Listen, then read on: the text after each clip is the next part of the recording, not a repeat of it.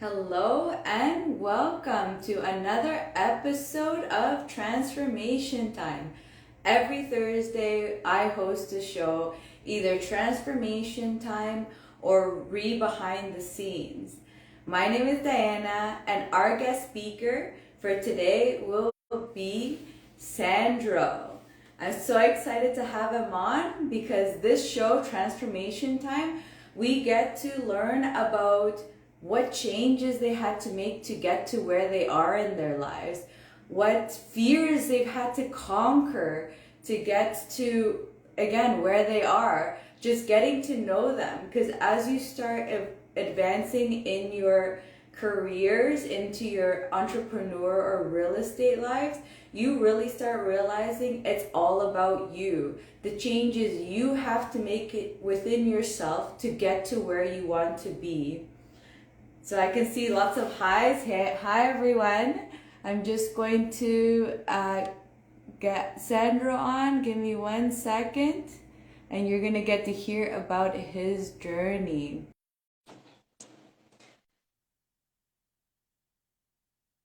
While we wait for him to come on, I think, oh, perfect. Oh, that's always nice. My head got cut off. Hey Sandro, how are you? Yeah, hello, good evening. How are Good you? evening. I'm good. I'm excited to have you on. And Wonderful. I think you have exciting news, it sounds like. I mean, I feel like you always have exciting news, I but know. it sounds like you're now a full-time real estate investor. Is that right? Do I have it right? Oh, is it? Oh no. The Oh, I suspense. just changed it. Oh, there we go. The Yes. suspense. Did you So, hear what I said? yes, that's the good news. Yes, I'm a full-time real estate investor now. This is it. Thing is Awesome. on. Congratulations. You've jumped onto the Thank you. bandwagon. So excited to have you on our side. You know, it's a lot of fun. It's like that. There's going to be lots Oh, of fears to wow. conquer, right? It's crazy. And even the way that it Lots of happened. mountains to climb. I know. And honestly, I wasn't ready. I mean, mentally, I was ready to do the jump. I was ready.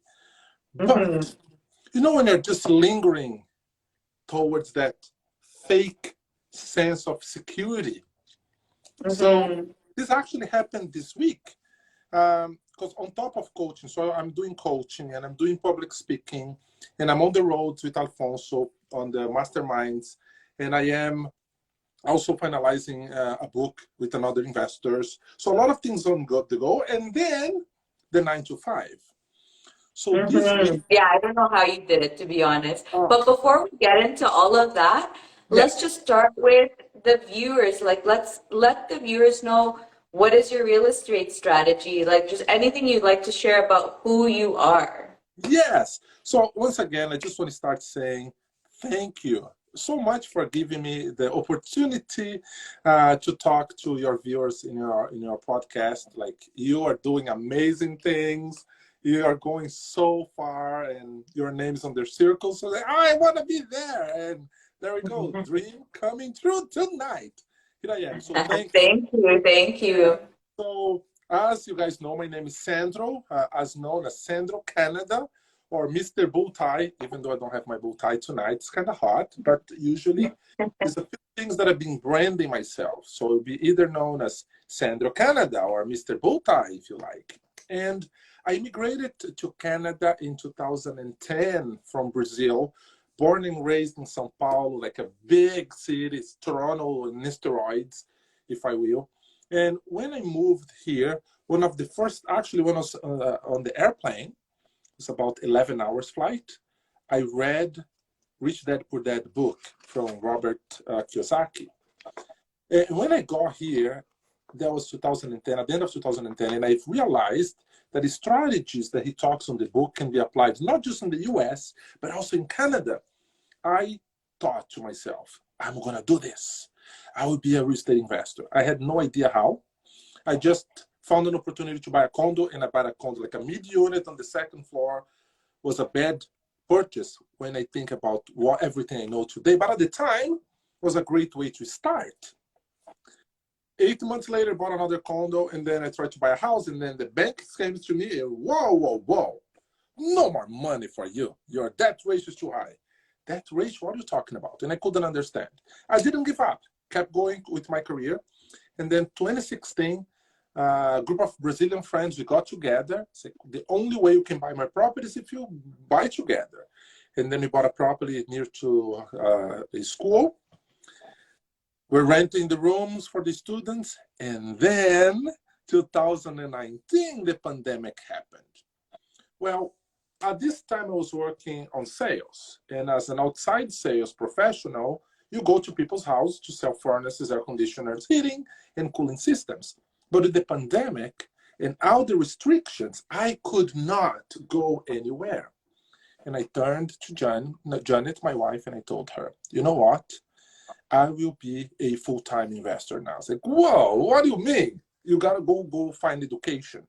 And that's when I found a group, the guys from London and Windsor. I joined them, and I realized a whole new universe of possibilities that I never thought. And then from that point on, I decided that multi-units, multi-families are the direction that I wanted to go. And then I got a mentor in a one-on-one mentoring program with him. And the rest is history. Now I'm making history. Now, when I talk about Love it. A great start. And that's so funny how you happened to read the book on the plane. yes.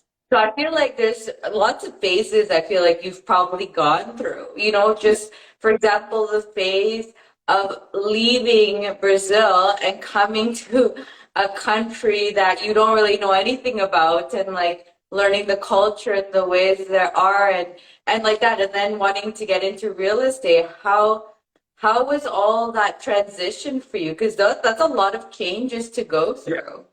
Oh, wow, a lot of changes. So back in Brazil, I was a lawyer, right? So in São Paulo, and I cannot talk from other people, but myself, status was a big thing because I grew up in the hood. Like, I'm not talking about Scarborough kind of hood. I'm talking about the hood, right? And people in the environment that I grew up, they either become pastor or they become a criminal or they become like you don't really have a lot of hope. You know, you go work for somebody or go to church or you go to crime. And I found my education, through education, my way out. So then when you come from a place where there's no hope and you go to education and you kind of get out of that. So I moved out of the hood and then they started saying like, okay, I'm a lawyer now, I'm somebody. You know, I was trying to prove something to people. But moving to Canada was the hope that I would be in a place that the status was not the most important component, at least not for me. So I came ready to start from the bottom to do whatever it takes. So before coming to Canada, I went through the whole immigration process. It was like very expensive. I didn't know any English. I knew enough French to go through the interviews. But the most important thing that I had in mind, because I knew two people that one of them, he was a very successful entrepreneur in Brazil. He left everything behind after being kidnapped, moved here, and like he was moving on his life. So he was sort of somebody that I saw coming from the status position to, I don't care about the status and I want a better living for me and my family. So that's sort of my mindset. But also, in terms of opportunities, man, the opportunities, they were everywhere. So while in Brazil I was dreaming, here I saw the possibility of transforming the dream into reality. So I was so laser focused with that in mind that, you know, everything else became secondary. So that was my driving force, if I will. That's amazing. And so how did you, because this also happens even in real estate, right? Like being a real estate investor, getting into it is very different to what is the status quo, what everyone does. And same thing like you're saying, you know, in Brazil, you know, there's a certain way of being. And really, let's say coming to Canada is like something very different. Like how did you even like have the confidence to, you know, come to Canada when I'm sure people were saying like it's impossible, you're not going to get it done. The same thing happens in real estate. So I feel like both these kind of situations, I feel like on both sides, I'm sure you've seen it even in real estate, right? Like you can't buy all these houses. What's your Yeah. opinion on both sides? Oh, I absolutely love the analogy that we're using because I actually never thought of it, but it makes totally sense. So, uh, and when I talk about statistics, right? So, most people that grew up where they grew up, that's how they end. They either die, they go to jail, or they go to church. Most of them, they don't pursue education, and then I say, "Oh, I will be a lawyer." You can't. Oh, I'm gonna prove you wrong. So I always had that more like the motivation in me to prove people wrong, and also like, Mm-hmm. prove something to somebody else, right? And then when you think about real estate, is the same. Oh, you cannot get rich with real estate. You have bad tenants and this and that. And then I remember one of the guys that was one of my colleagues in Brazil. He moved to the US, bought a bunch of properties in 2008. He was already very wealthy. Then he went to Japan, bought properties in Japan. Then he went to Brazil, and he was like literally buying everywhere. But people would say, he must be doing something wrong. This might be a scam. He gets somebody, he comes from a rich family and all of that. So I had the guts to ask him, hey, how much money is daddy giving you? It's like zero. I never got any money from my dad. It's like, but what is the difference? How will you do this? It's like, Sandro, it's here. If you want to change your mind, if you want to change your life, you got to change your mind. And that's literally was the conversation that I had that I kept in mind. So when I was immigrating to Canada, Sandro, you're already a lawyer. You're established. And I had a band at the time, and you had like a record label, was on TV. I had a radio program in a big church playing like in the big stages, plus the career. So I made it, but I was broke. I had no money, but I had the status. So people would look at me and would describe me as somebody successful. Doing that transition to Canada, where you see, but that's the exception, it's not the rule. And I literally, when I bought my first condo, that's how really sparkle that I could do whatever I put my mind to it. And I tell you how it happened. So a friend of mine, he lives in Gatineau, Tiago, love the dude. He got a house, and he was like 6 months before me, he got to Canada.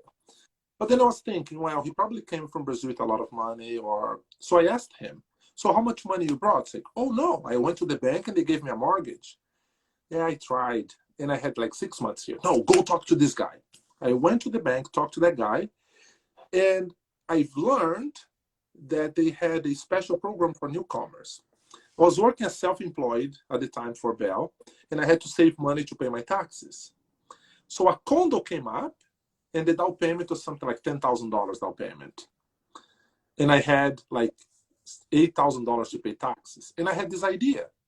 What if, instead of paying my taxes, I take the $8,000 that I'm saving for the taxes, I get another $2,000 from the line of credit, and I buy the condo. Let me try. And I didn't even ask anybody, just had this insight. And then I did it, and I bought the condo. Now it was time to call CRA. CRA, I'm so sorry, I filled my taxes, but I don't have the money. Okay, can you send us 10 checks? I can send you 10 checks. And that's when I say, hey, the wealthy, they are actually becoming wealthier through that. They're leveraging that to build the wealth. That's literally through readings and understanding this concept. Now, people will say, don't do this. You're gonna break. You're gonna get a tenant that is gonna destroy your house. You're gonna lose everything. They're gonna deport you.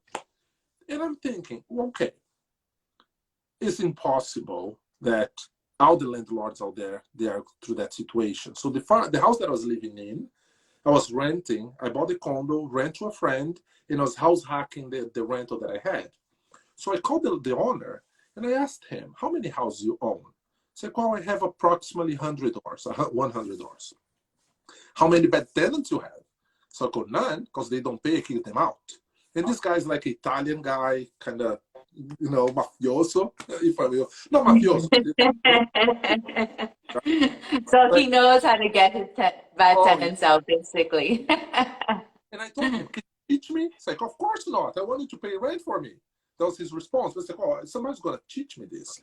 And then, of course, when I start my mentorship, when I said, oh, so that's how they do it. Oh, so that's what they're doing. So I literally was observing and seeing people making moves. And so yes, you have the fear component. But the biggest accomplishment, if I will, was living in Brazil, in the comfort zone in Brazil, and my safe, like I had the position, I had the church, I had the band, the family, and coming to a country that I didn't know anybody, didn't even know the language. And I put in my mind, I'm gonna make it happen. Like, I will do whatever it takes to make it happen. And this one thing that I tell people all the time. Most important than buying the properties and underwriting and is the mindset. Now, Mhm. I That and taking the actions, and take right? action, yes, but I find that, especially being sales, right? I cannot control the perception that people has of I cannot control what people think of me, but I can control how I present myself to people. And I am extremely confident, like extremely confident, to the point that I get in a room and say, okay, time is up, I'm here now. You know what I mean? Mhm. But not in a cocky way, not in a condescending way, but because I believe that I can do everything that I put my mind to it.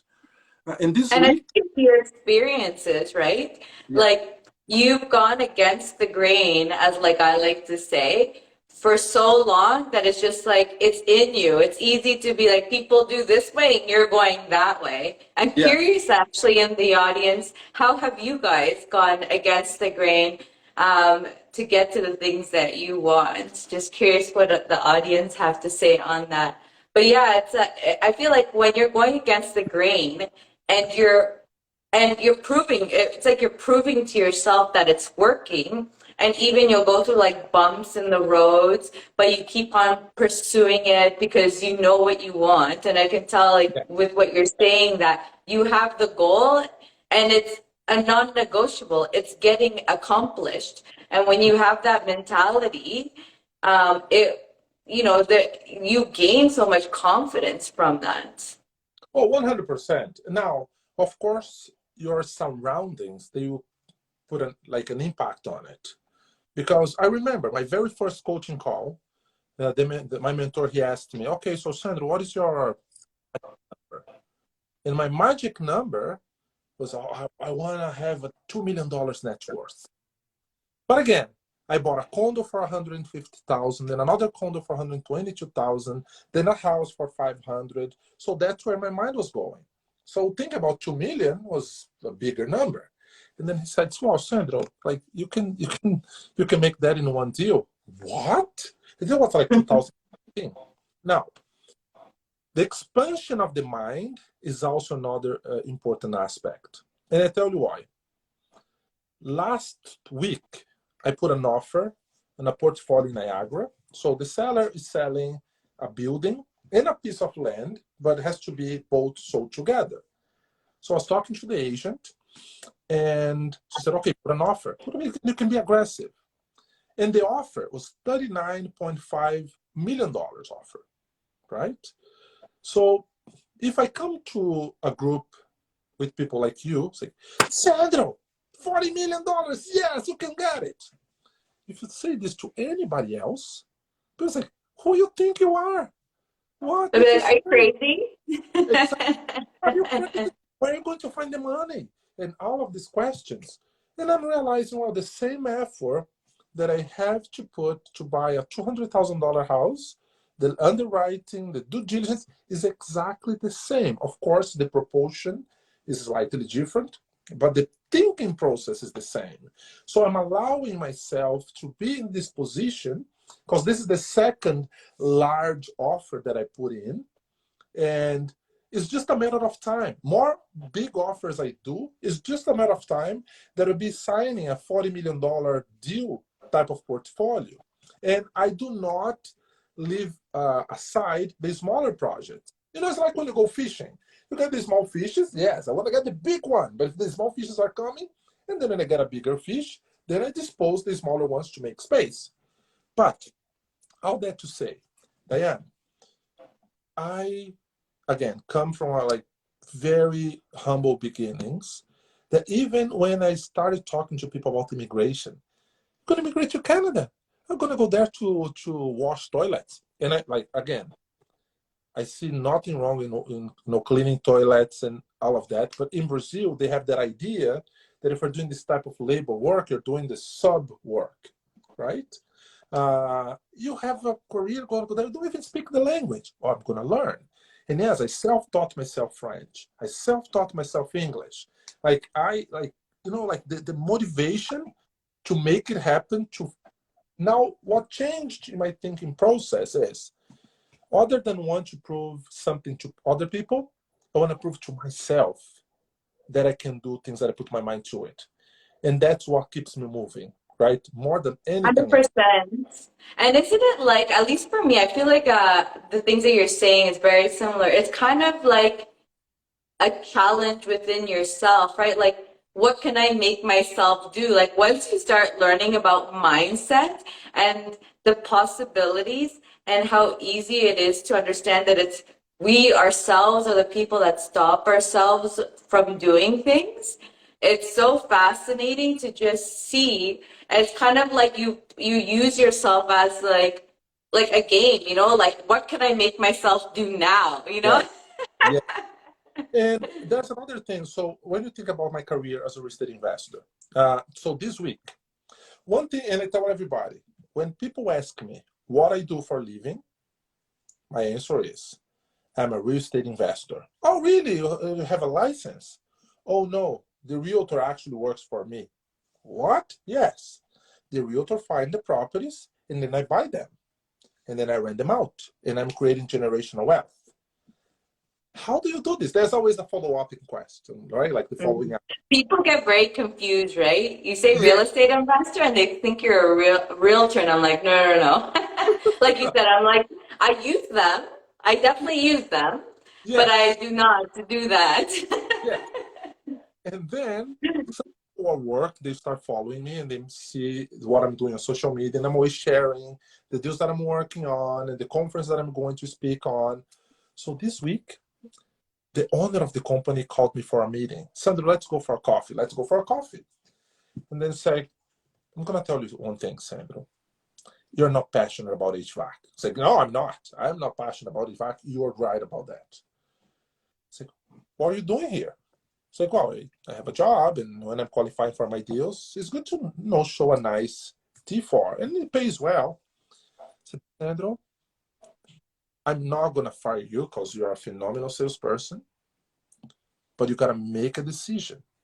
Why, instead of being 50% of the time here and 50% of the time doing real estate, I don't focus all your energy towards real estate? Look what you've done the past year and the past month alone. What is holding you back? And I'm like, I don't know what's holding me back. It's like, okay, so you got to make that decision for yourself. I'm not going to make the decision for you, but you got to make that decision for yourself. And I'm negotiating one deal right now, and it's taking a lot of my time because it's a bigger deal than other deals that I've done. And I came to my wife, it's like, I had this conversation with John, and that's how the conversation went. It's like, he's right, Sandro. You should do this. It's like, okay, I'm doing this. And then I made the decision, and I took the leap of faith. I am full of fear. I am scared as a heck. But Mhm.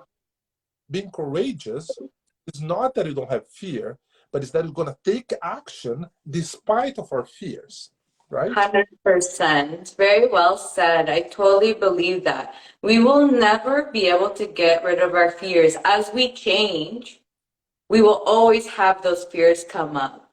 And it is what it's just, like, I feel like it's like, use it as a checklist. Like, make sure you're taking care of yourself, but do not let it stop you. from going forward. And like, I mean, and then as you move forward, I feel like those fears start to diminish for sure. Right. Yes. I mean, you're now actually, you're like, if it's a week, you're like right at the beginning. I feel like I should give you some tips. I'm curious if we'll have the same actually experiences. Because when um, yeah, so I feel like maybe we'll do a follow-up or individually we'll talk just because I'm curious on how it will go for the next month for you. So I'll tell you what it was for me.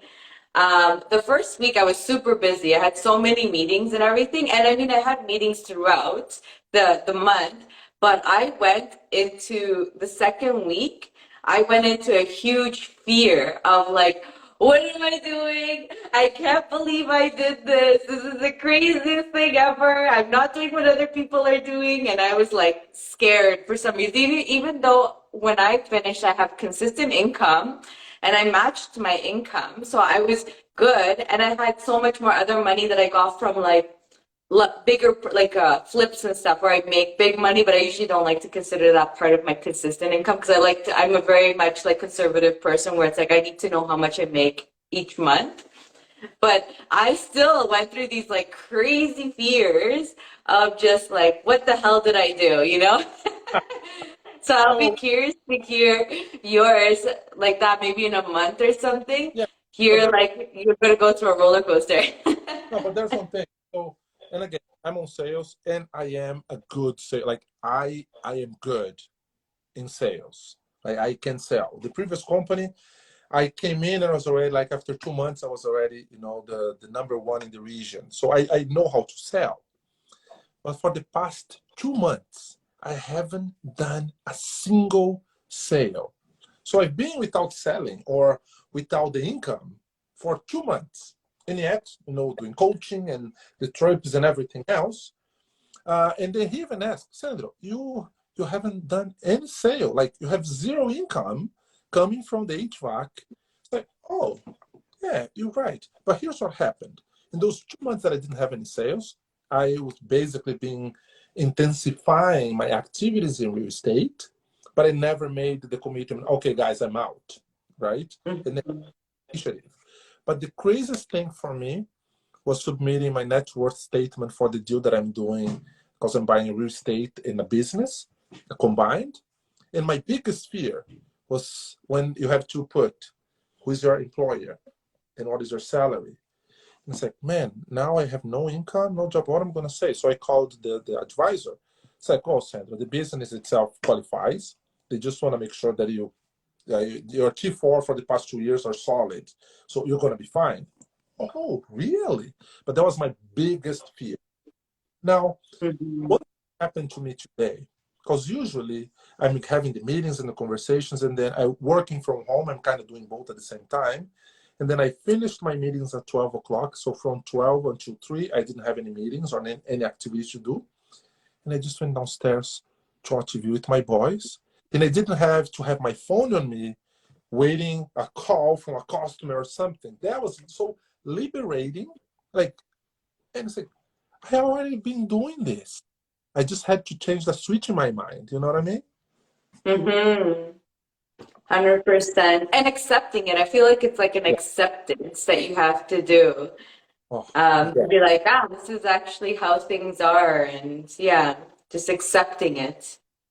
So, Oh, what kind of other fears uh, have you had to conquer, either getting into real estate or just the changes like that? I feel like when we hit pivotal points in our real yeah. estate careers, entrepreneurships, there's lots of different fears. And how do you conquer them? So believe it or not, raising capital was my biggest fear. Like my biggest fear. And I last hear you. when I raised 1.5 just last month. But then it's crazy because I was, I'm not gonna. So I want to tell people what I'm doing, but I don't ask for their money because what if something goes south?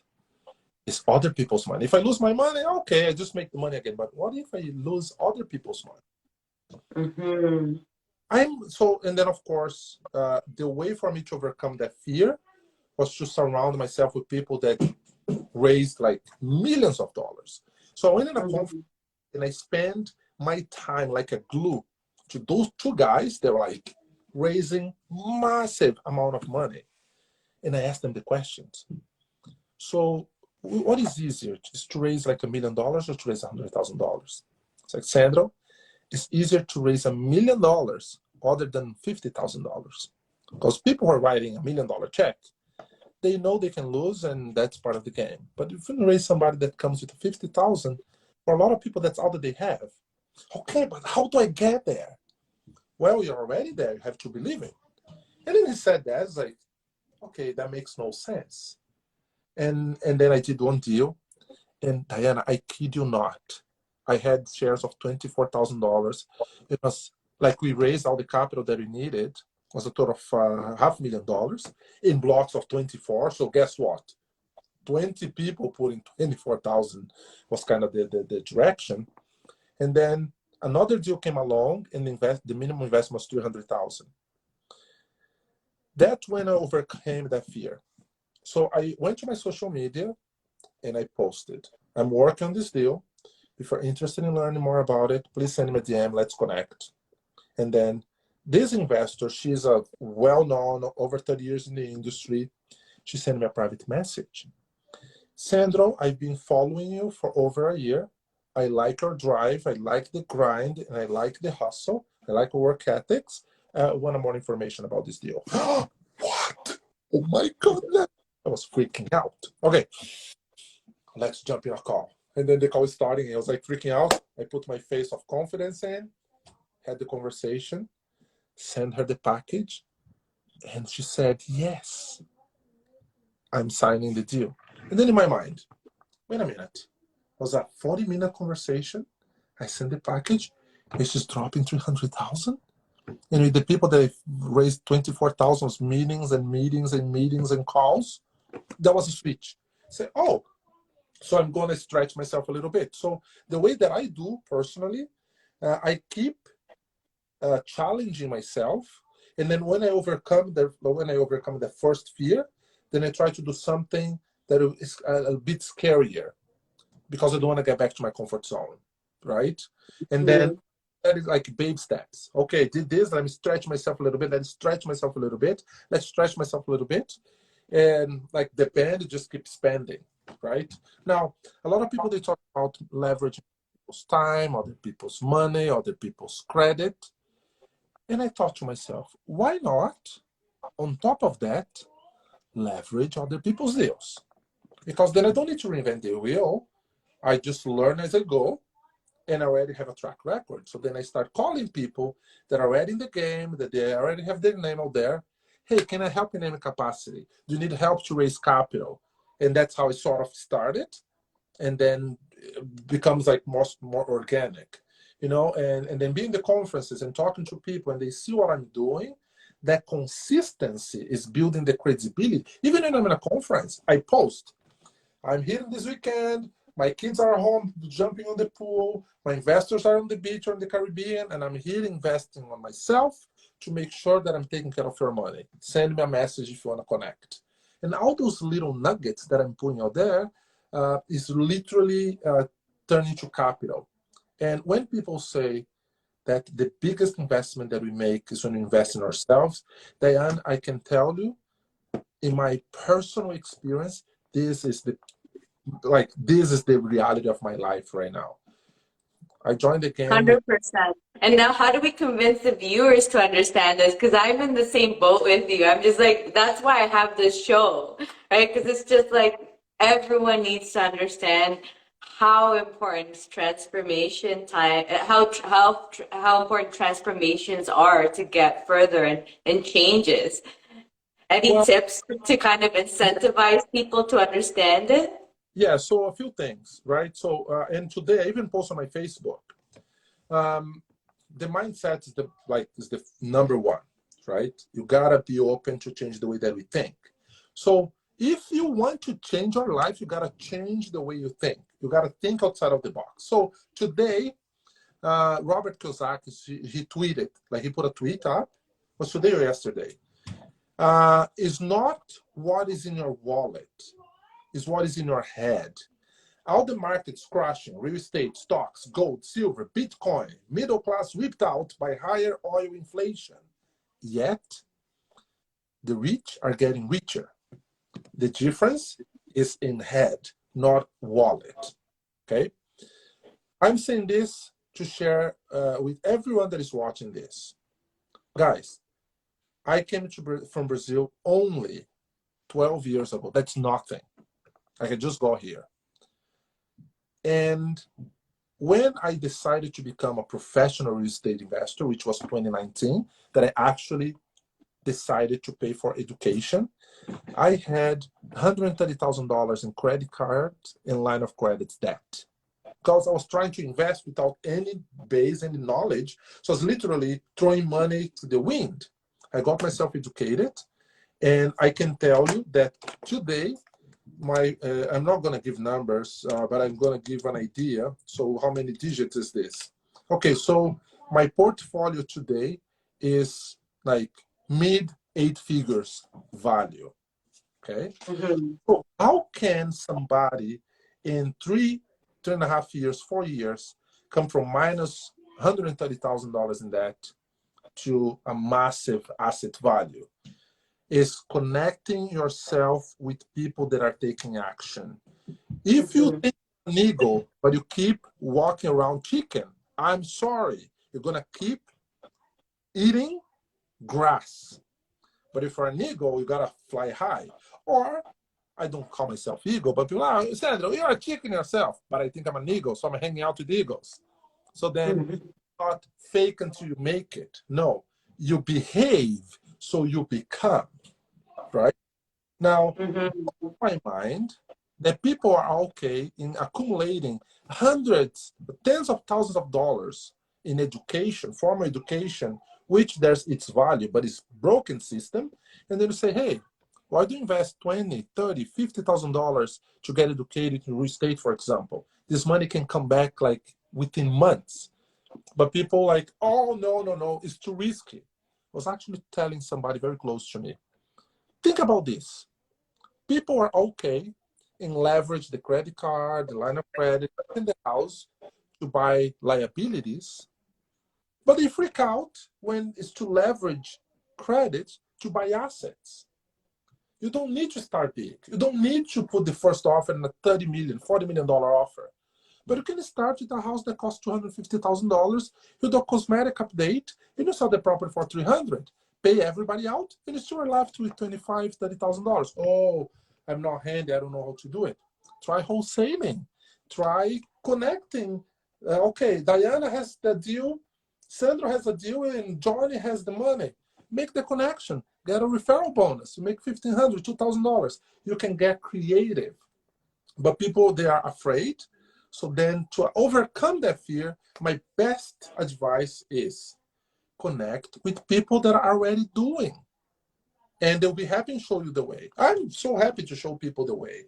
How to become wealthy through real estate. And again, I am not like on paper, I'm a multi-millionaire. But their money is not sitting in the bank account. That's okay. Because the rich and the super rich, they don't have their bank account full of money. Because they've been losing for the inflation. The money is out there working for them, right? 100%. Especially right now, it's very, very important times to not keep your money in the bank accounts. Yeah, you've provided so many great tips. It's um, just even reiterating like that, like changing yourself, like accepting to change yourself and take the actions. I just wanted to reiterate because it's really that simple. It's like willing to make the changes that you need to do to get to where you want. Yes. And I just really enjoyed that you said that, and I wanted to say it again because I'm in the same boat. Like sometimes you're just like, I don't know why you don't understand me. You know, you're like telling people like, I want you to be where I am.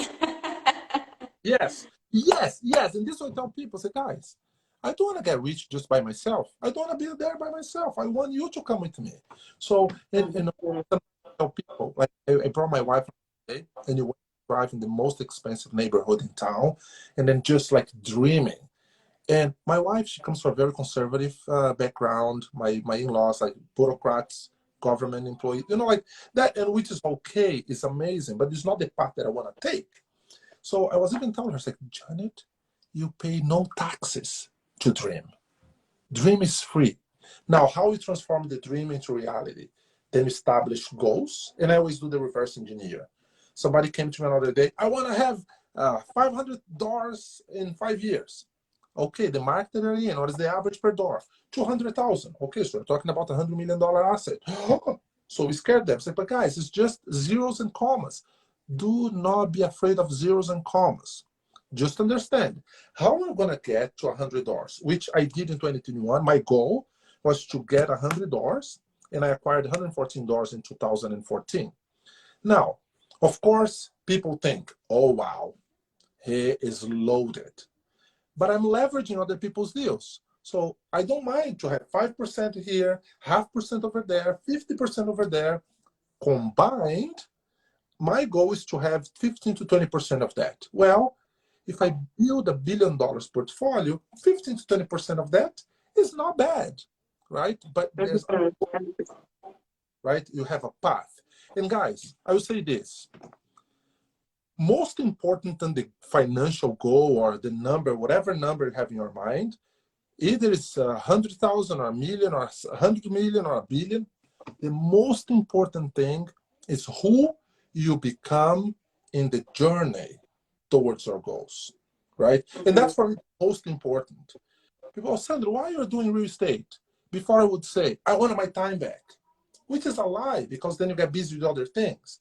But how I am taking advantage of the now, the today. It's like the quantum physics. There's no yesterday, there's no tomorrow, but we have now. What am I doing with the time I have in my hands now? And became a mission for me, Diane, to inspire as many people as I can.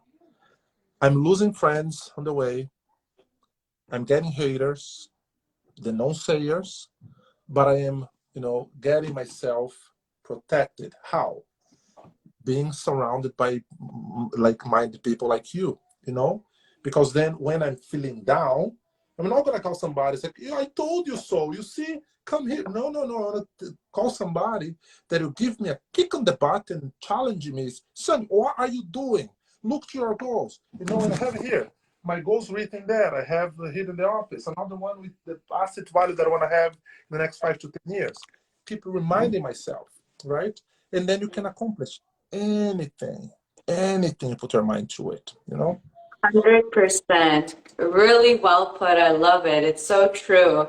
And like you said, like-minded, it is so important to be around either the people, like the positive people that you want to be with, or even people bigger than you to help you dream, Yeah, like you're saying, or help you even learn from them. Because it is very true. Once you get to certain levels, it kind of stops being about you, to be honest, and it really starts being about others. How can you impart that knowledge to others? How can you show people to get to where you are? As you start realizing, all the people that say negative things about like millionaires and billionaires, and then as you start going up, you're like, oh my God, these people are such amazing, beautiful, loving people.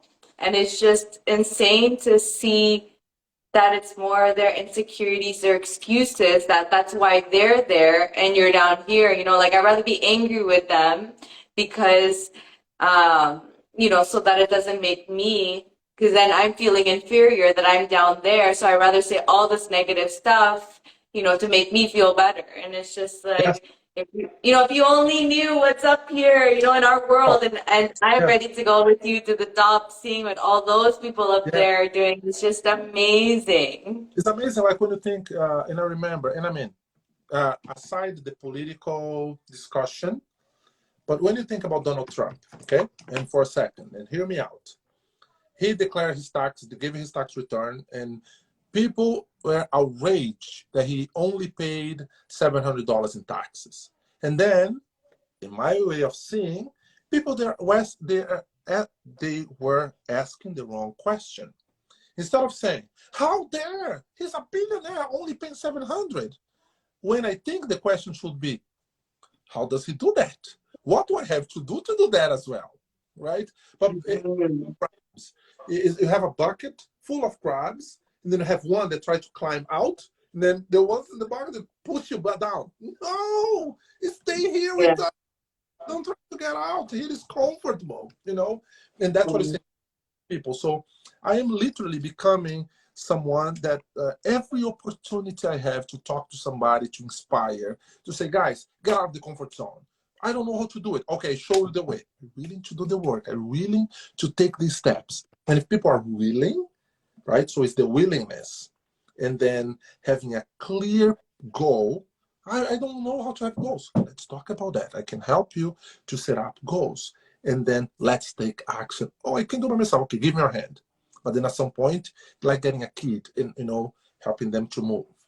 A lot of people do the way. It's like, no, I will not give up until I see as many people as possible having their lives transformed as having mine, you know? I love that. I love real estate, Diane. I know, it's so much fun, isn't it? Yes. It's so exciting to see the possibilities. And how was it actually, I'm curious for you, um, you know, like getting into real estate and, you know, your thoughts of what it was and then realizing what it is, like how was that feeling for you? How were those like mindset shifts for you? What kind of mindset shifts did you go through when you saw the differences and not even saw, I mean experienced, you know, what can be done with real estate? What were your mindset shifts? So it's a mix of happiness and sadness. Happiness when I think I just turned 46 years old uh, 5 days ago. And Happy so birthday. thank you. So I'm coming closer to my 50 years old. I mean, I'm coming to my half century.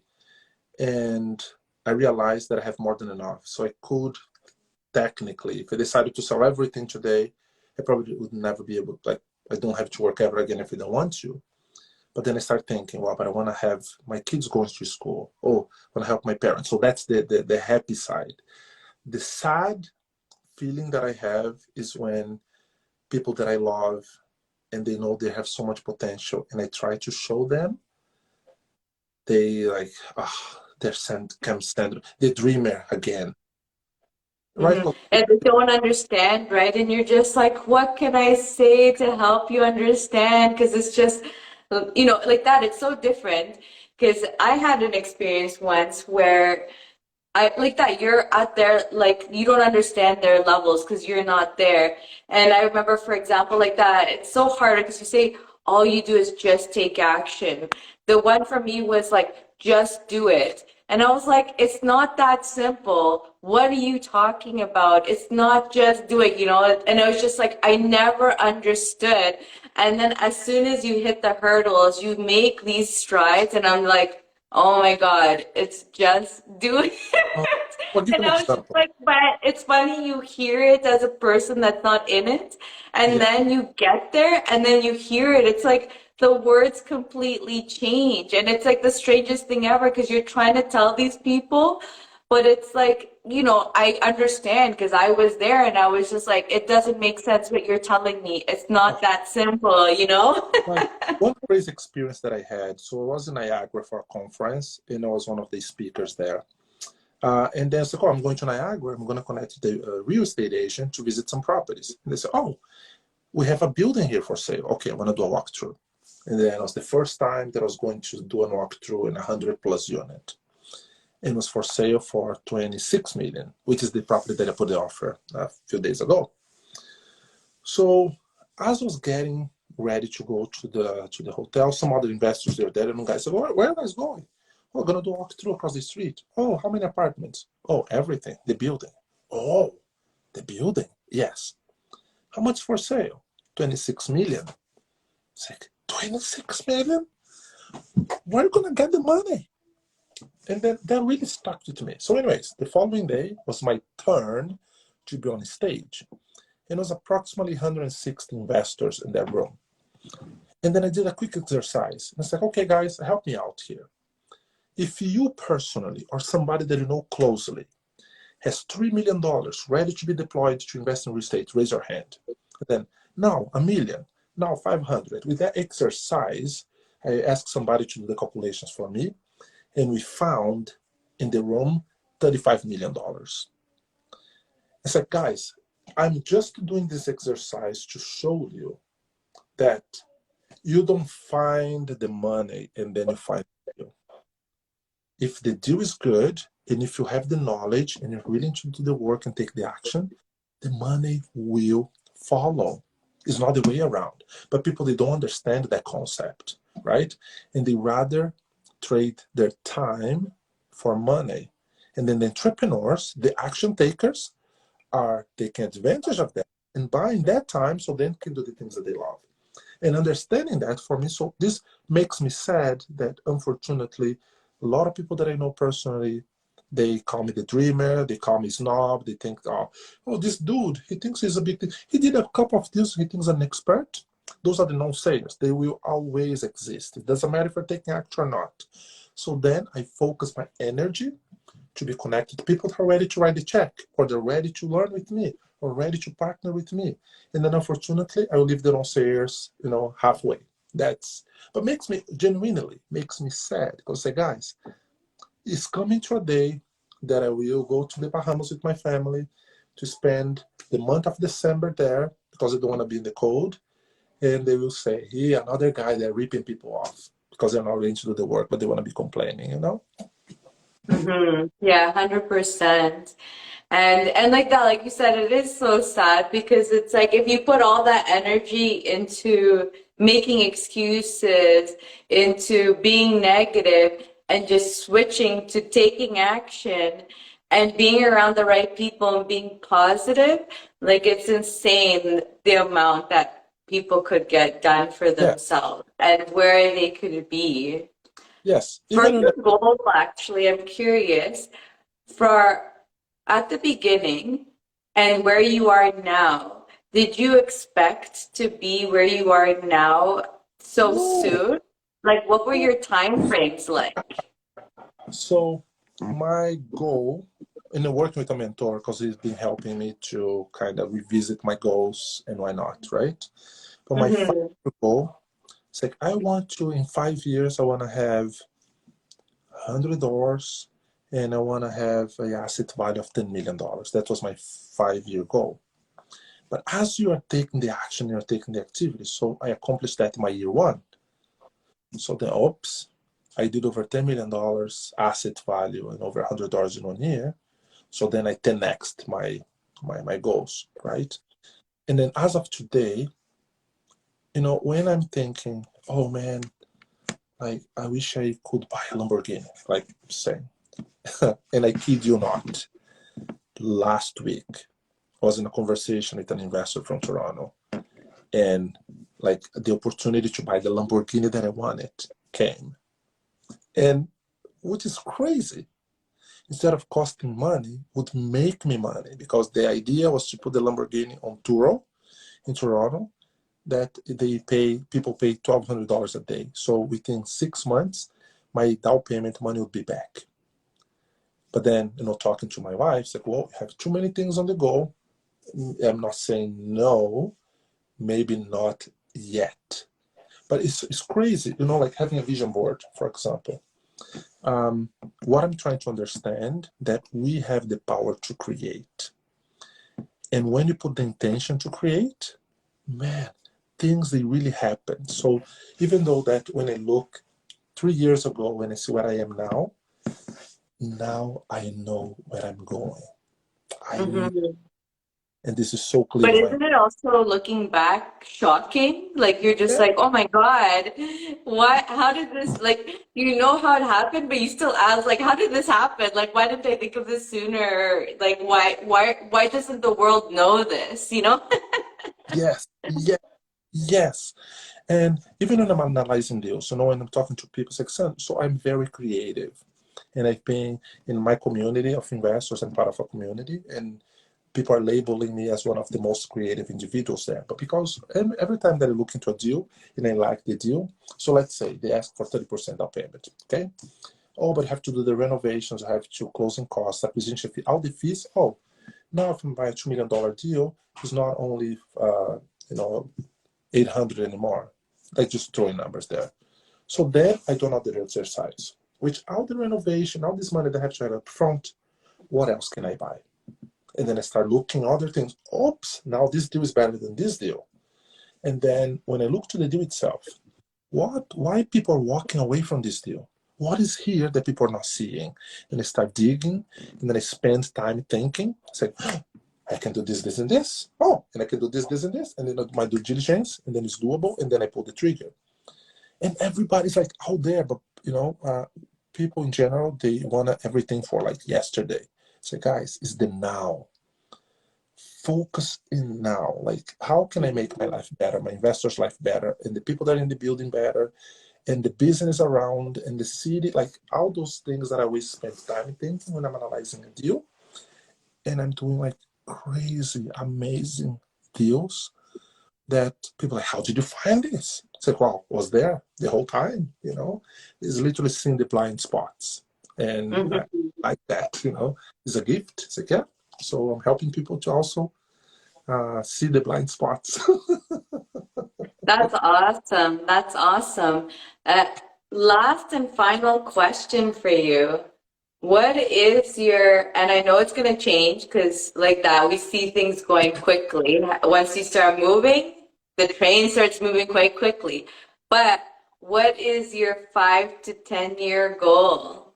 So this is a very interesting question because I don't know if I mentioned to you, but I'm a devoted Christian, right? And as a Christian, part of my practice is to also help the church community that I'm part of. So before I would say, oh, I want to have like in the next 5 years, or now it's 4, because by the time I'm 50, I want to be making like $4 million a year. That was my thinking. And then I changed. No, by the age of 50, I want to be giving to my church community and the charities that I believe $400,000 a month, right? Because then I'm thinking about the percentage, like the 10% concept. But then because it stopped being about me, and it's about like what can I do, and that's the goal that I'm working towards. And as you can see here, so we're in 2022 now. So by 2025, which already changed, but by 2030, I'm looking at $100 million asset value that will be generating this $3 to $4 million a year. And I'll be able to be giving 10, 20, 30% of that back to the community, to the church that I'm part of. So that's what I'm working towards too. That's amazing. I love your goal. Thanks for coming on. I love your energy. I feel like you were an amazing start to the month. We're starting at the month. It's almost like a new year for a lot of people because school's starting, new transition starting. So I love that you came on and just started our September with high energy and lots of great information. Sandro, thank you so much for coming on. If you guys love what you've heard from Sandro, definitely follow him. And if you love seeing these shows, you love seeing Transformation Time, you love seeing Read Behind the Scenes, if you haven't followed me already, follow me now and definitely like our shows. And so yeah, thank you so much, Sandro. Thank you so much for the opportunity. I love being here. I love what you're doing. Thank you for everything that you're doing. Adds so much value to the community of investors. And as you said, any social media, TikTok, Instagram, Facebook, LinkedIn, you go there, Sandro Canada, you're going to find Mr. Bulltie right there. Thank you so much. Awesome. We'll see everyone at the next episode. Every Thursday, we're doing Transformation Time or Read Behind the Scenes. So we'll see you in the next episode. Bye, Sandro. Bye, everyone. Ciao.